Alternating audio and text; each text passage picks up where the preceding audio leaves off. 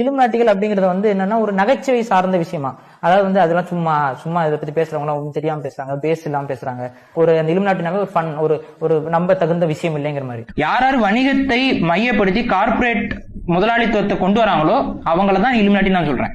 இந்த இலுமினாட்டி கும்பல், இந்த ஃப்ரீமேசன் கும்பல், இந்த நீங்க என்ன பேரான வச்சுக்கோங்க, பில்பர்ட்ஸ் குரூப் எது வேணாலும் வச்சுக்கோங்க, ஆனா இந்த கும்பல் வந்து ஒரு சாடிஸ்ட் கும்பல். மக்களை வந்து மனுஷனாவே பார்க்க மாட்டான், அவன் மக்களை வந்து விலங்கினமா தான் பாக்குறான்.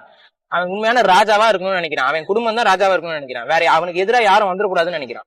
பெரிய பல்வேறு நாடுகள் மீது போர் தொடுத்தல், இல்ல பல்வேறு பொய் காரணங்களை சொல்லி அவர்கள் எதிர்க்கக்கூடிய ஆட்கள் எல்லாத்தையும் அழித்தல், இது மக்களை வந்து இந்த விஷயம்லாம் தெரிந்து கொள்ளாம இருக்க திசை திருப்புதல்.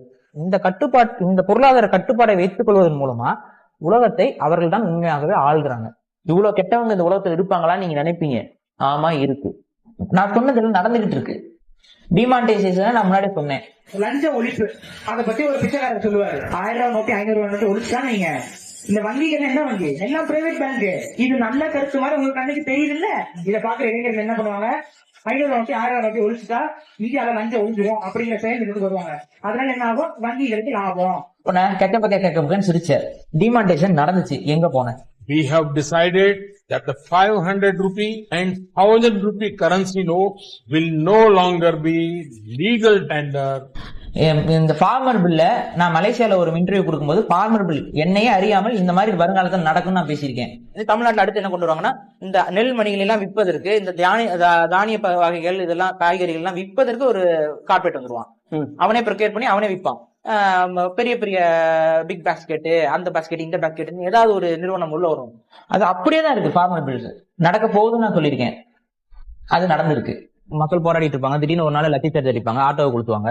ஆட்டோ கொடுத்து அந்த மக்கள் ஆட்டோ கொடுத்துட்டாங்க. ஐயோ தீவிரவாத இயக்கங்கள் உள்ள பூந்துருச்சு, இப்ப தேசிய பிரிவினை பேசக்கூடிய சக்திகள் உள்ள பூந்துருச்சுன்னு சொல்லிட்டு கூட்டத்தை கலக்கிதான் போறாங்க. இதுதான் நடக்க போகுது.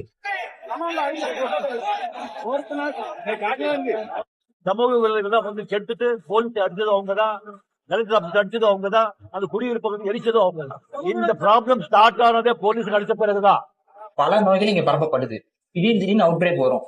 அந்த அவுட் பிரேக்கு மருந்துக்கு நம்ம அலைவோம். திருப்பி அந்த மருந்தை ஒரு தனியார் நிறுவனம் வந்து கொடுக்கும். சீனாவில் கொரோனாவால் உயிரிழந்தோரின் எண்ணிக்கை 910 அதிகரித்திருக்கிறது. இனவாத போராட்டத்தை பயன்படுத்தி ட்ரம்புடைய ஆட்சியை முடிவுக்கு கொண்டு வருவது என்பதுதான் இவர்களுடைய நோக்கமாக இருக்கிறது. தற்போதைய நிலவரப்படி பைடன் 290 இடங்களை கைப்பற்றியுள்ளார். ட்ரம்ப் 214 இடங்களில் மட்டுமே வென்று தோல்வியடைந்துள்ளார்.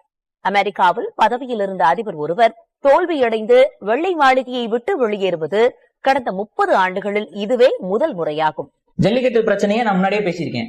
அன்னைக்கு இதே பாரிசாலன் எழுதுனேன், ஜல்லிக்கட்டு போராட்டம் உலக